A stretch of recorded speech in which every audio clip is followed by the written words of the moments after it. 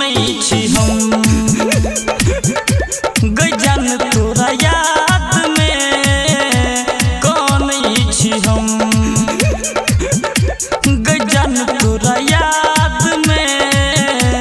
कौन छी हम अपना बना को गेले सपना देखा को गेले अपना बना को गेले सपना देखा को गेले जोगे बेर हम है जोगे बेर हम गजन तोरा याद में कौन छी हम गजन तोरा याद में कौन छी हम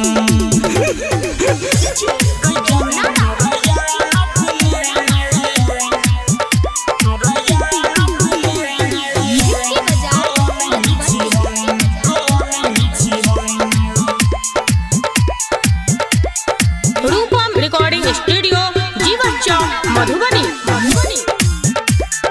ससुरों में जाको जान कोली है याद मिल जेतो मौका तो गे कोली है बात अपना दीवाना बना को सब बेगाना बना को दो को तू जाई छे हमारा एहन जखम गजन तोरा याद में कौन छी हम गजन तोरा याद में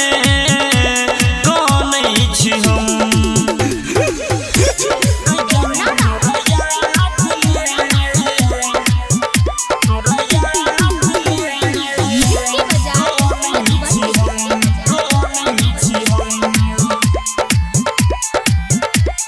रूपम रिकॉर्डिंग स्टूडियो जीवन चौक मधुबनी। पहिले जे पता रही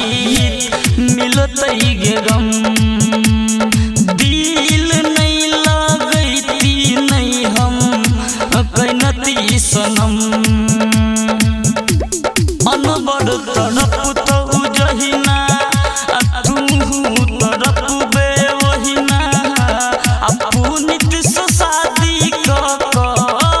भगेल खुश